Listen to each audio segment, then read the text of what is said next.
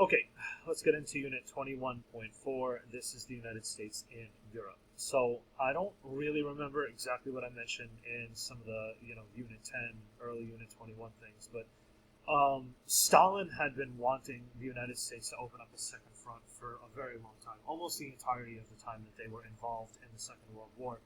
He needed pressure taken off of his front. Those conferences are going to be talked about a lot more when we actually do the Cold War, probably in 2 weeks. But just know, the United States was really stalling opening up its front, so much so that we went through Africa and Italy far before we went into Europe. But the thing that you need to know about the United States and the war in Europe is right here, Operation Overlord. Okay, so it begins on June 6, 1944. It's also known as D-Day. So this operation is going to be planned for a very, very long time. Dwight D. Eisenhower, the Supreme Allied Commander, is going to be the guy in charge of planning this invasion.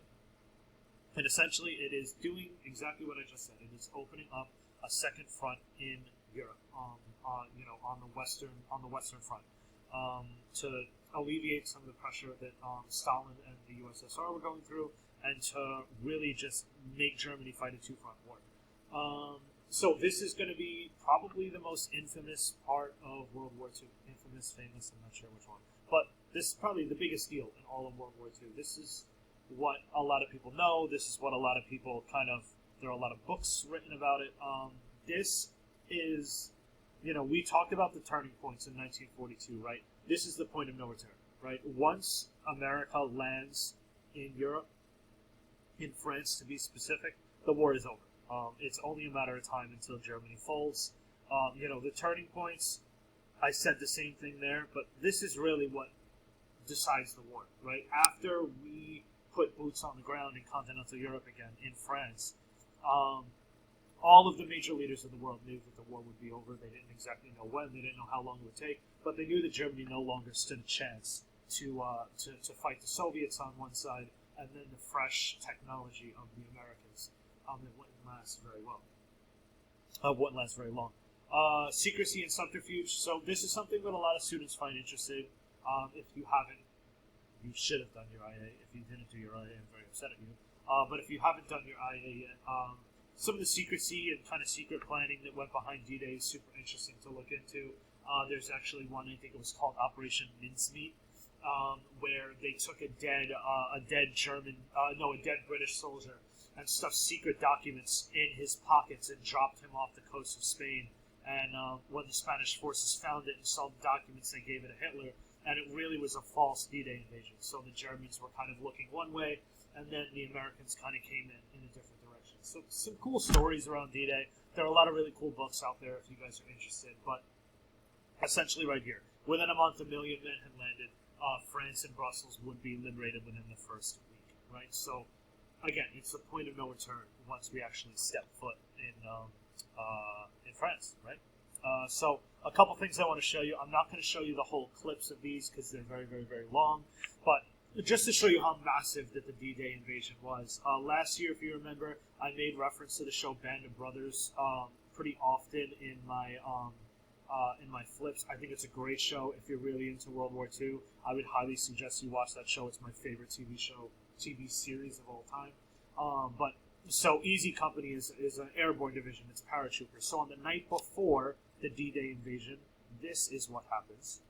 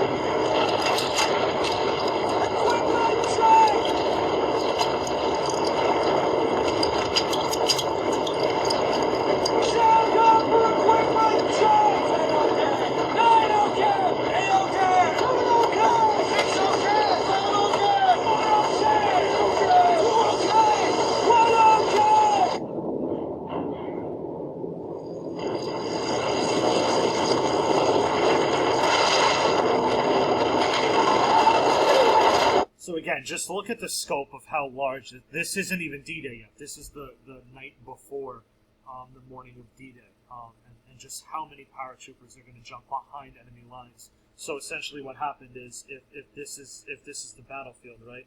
This is the beaches of Normandy, right? So the Americans are coming from the water here, and then we also have American paratroopers coming from behind. So it's really going to push and pinch all the German forces that are focused on the beachheads of France. They knew that's where the invasions would be, they just didn't know when. So not only did it catch them a little bit off guard, it got them from both directions.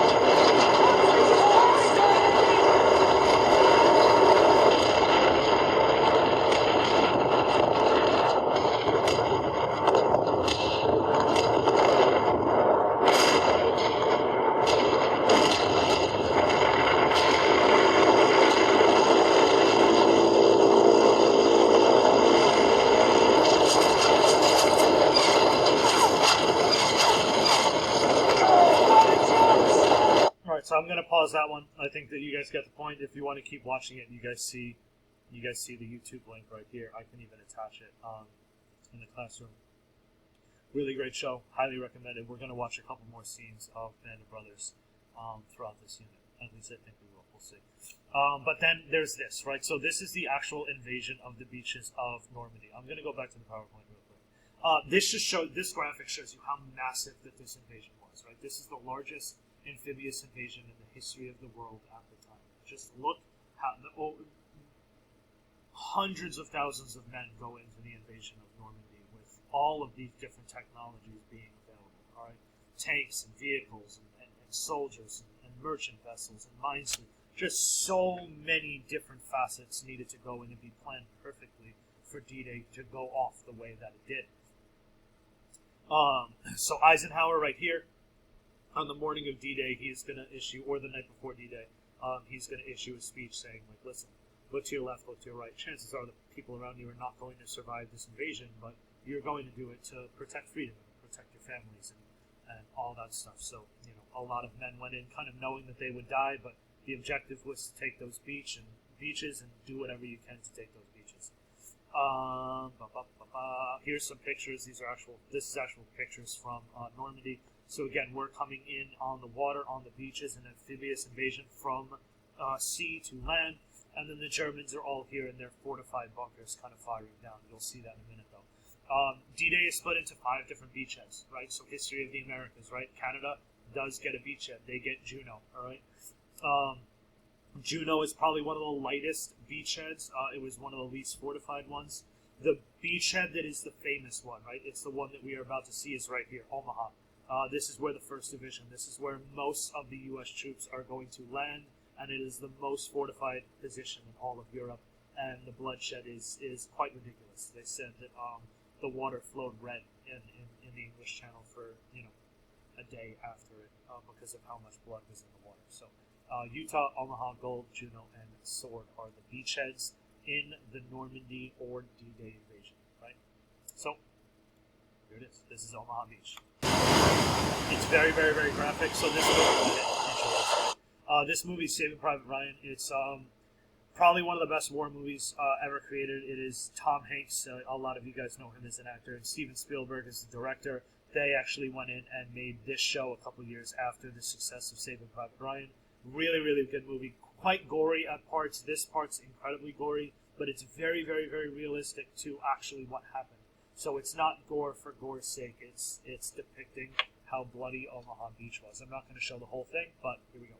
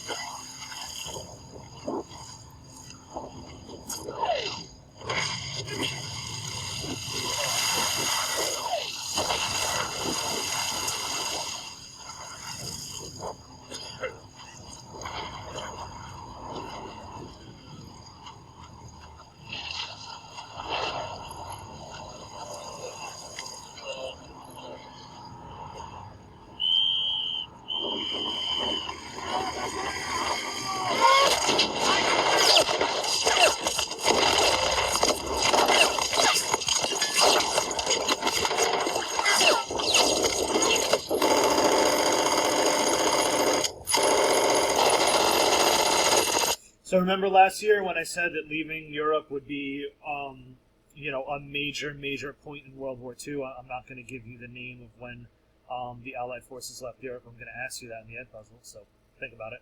But I said that it would be really hard to get back into Europe. This is getting back into Europe, and how hard and how many men had to die getting back into Europe after the evacuation.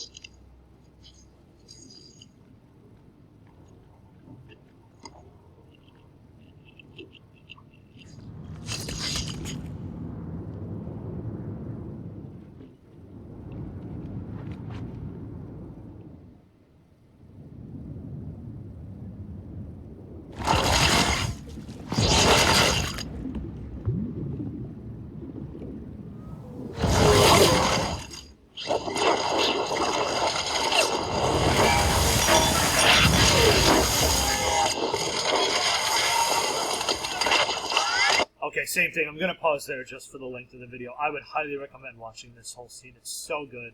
It's so well done, both from a historical standpoint as well as just a really good movie. I would strongly recommend watching it. But let's get back to this.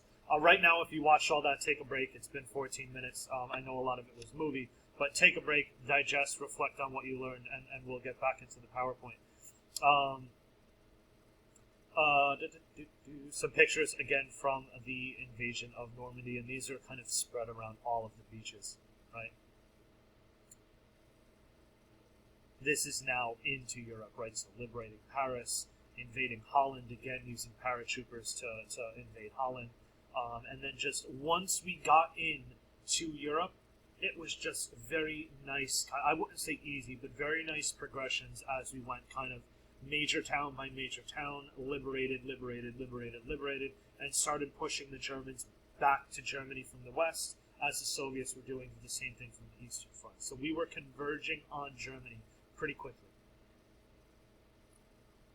This is another major part of D-Day and why it was so important. So Last year we talked about supply lines, right? And one of the big parts about fighting a war is supplying your front lines. And Germany overextended their front lines so much, especially in the Soviet Union, because it's so vast, it became very hard to supply. Once we took the beachheads in Normandy, we were able to lay down mulberry harbors and was an oil pipeline. So we were able to take oil from England, pipe it across the English Channel, and supply our front lines with oil. So we never really had to stop our conquest of Europe as we were going, because our supply lines were very, very, very well supplied. Whereas the Germans, oftentimes, again, especially in the Soviet Union, because it's so big, had to stop and wait for supplies, and it let the Soviets kind of recoup, right? America did not have to do that when we were coming in from the western side. 2 months after D-Day, Paris is going to be liberated. The last major battle of the Second World War. This is something that, if you want, you could do in that project that's due soon. Battles of World War II, whatever I called it. It's like a little research project. It's called Battle of the Bulge. Much like in World War I, the Germans have one major last-ditch offensive. It's called the Battle of the Bulge. It's going to happen in the Ardennes Forest. Band of Brothers right here actually does an episode on it, so if you want to see it, I would strongly recommend it. But essentially, the Americans are too much for them to handle. We have too many troops, we have too many supplies, we have too much technology. They break through the American line, they do some damage, but the Americans are able to counterattack very quickly, and the Battle of the Bulge is over, kind of as quickly as it started. On April 30th, 1945, Adolf Hitler is going to commit suicide. And then finally, right here, the German government is going to surrender on May 7, 1945. That is known as VE Day. All right, it stands for Victory in Europe Day. The reason it doesn't say the end of World War II is because there is still fighting in the Pacific. So there is a VE Day, and then there is a VP Day, or VJ. It's called both. I call it VP, Victory in the Pacific Day. Okay? Battle of the Bulge. Pictures for you guys. So this is the Ardennes Forest. Remember, the Germans went around the Maginot Line in a forest and got the French from behind. That's where the Battle of the Bulge happened. So we essentially send Germany back to Germany the same direction that they came, through the Ardennes Forest. Just some pictures. This is Hitler's bunker. Here's where he commits suicide, right? This is Berlin, right? As the chaos that ensued in Berlin. All right. Why did the Allies defeat Hitler? One of the big things is production, right? Our technology was far greater than anything that the Germans could match, especially at this point of the war. Remember back to last year with the rise of authoritarian leaders. They were using slave labor at this point in the war. They could not keep up with the American war machine. That is the biggest reason why the Americans win the war the way that they did. All right. The Soviet economy after Lend-Lease starts and after that winter of 1941, the Soviets are able to take all that aid from America and really transform their military. So the Soviets, by 1942, are this formidable fighting force and are taking on the Germans head on. And again, start pushing them back into Germany as early as 42, and then we come in 44, and it's over from that point. Oh, this is a powerful one. So when we shift our economy to a wartime economy and officially get us out of the Great Depression, we are able to produce 70,000 tanks and 120,000 aircraft every year. And these numbers are more than Japan was able to produce in entirety of the war. So we can do in 1 year what the Japanese tried to do all the way back to 1934, 1935, right? That's crazy. It's crazy to think about how productive America can be when all of its factories are working on wartime. This is where I'm going to leave you. This is essentially where we're going to pick up with the Cold War very, very, very soon. So remember this picture. We're going to talk about this picture again. Big picture. All right.